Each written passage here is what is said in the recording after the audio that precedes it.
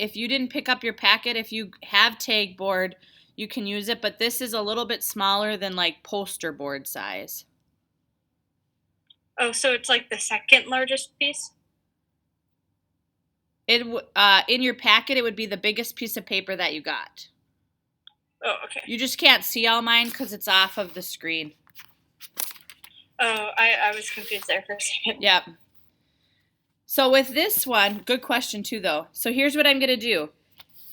Top left, bottom left. Every time I measure something, I'm going to make sure that my ruler or my hand or whatever it is that I'm using is going to start 0 at the left-hand side.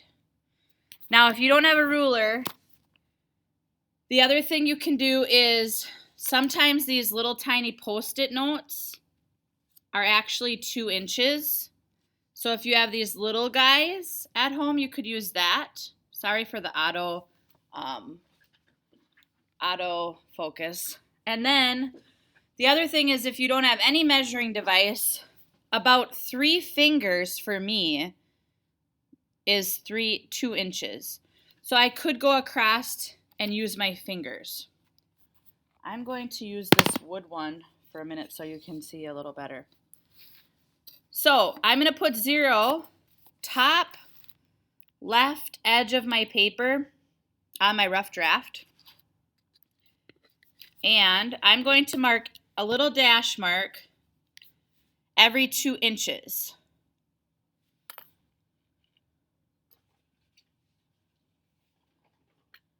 Maybe I'm going to do mine in pink just so you can see. So 2 inches and then 4 inches. So your inch mark is always by your number, and it's like the longest line at your number. Then we have 6, 8. Ooh. I must have measured this wrong. Oh no. Okay, guys, I'm totally doing this wrong. It's too early in the morning.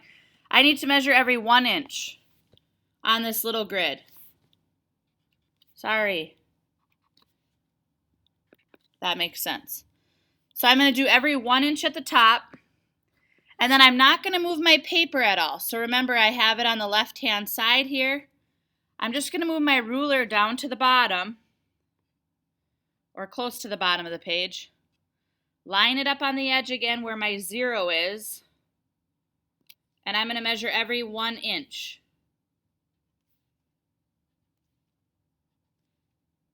And I'm just doing a little dash mark.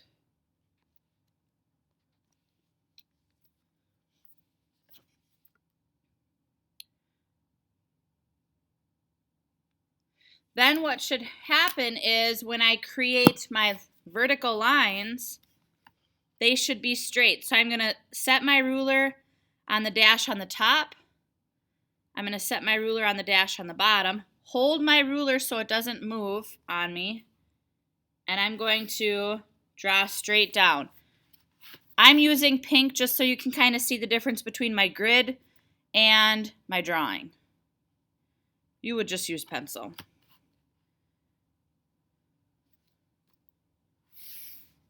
So next, I'm going to go all the way through. Hold your ruler so it doesn't shake and move on you. If it does, not a big deal. You can just redraw that line. And I'm going from the top of the page all the way down to the bottom of the page. So even though my dash marks weren't at the edges of the paper, I want these lines to go from the top to the bottom. Oops, sorry.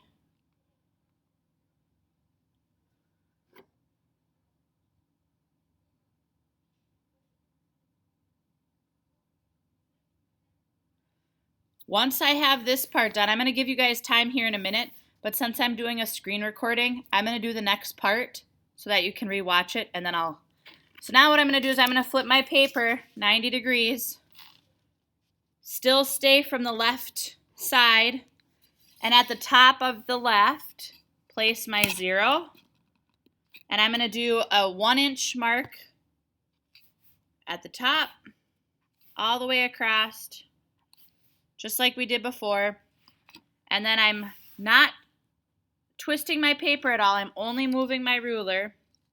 So I'm always measuring from the same side of the paper because the paper was cut by me and cut by my paper cutter, so it's not perfect.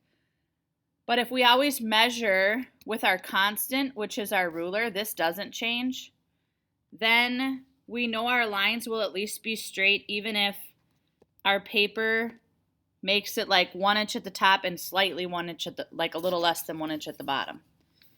And now I'm going to connect these dash marks. Hold your ruler down in place right on those dashes. Draw those lines, and we should have a 1 inch by 1 inch grid over our page when we're done.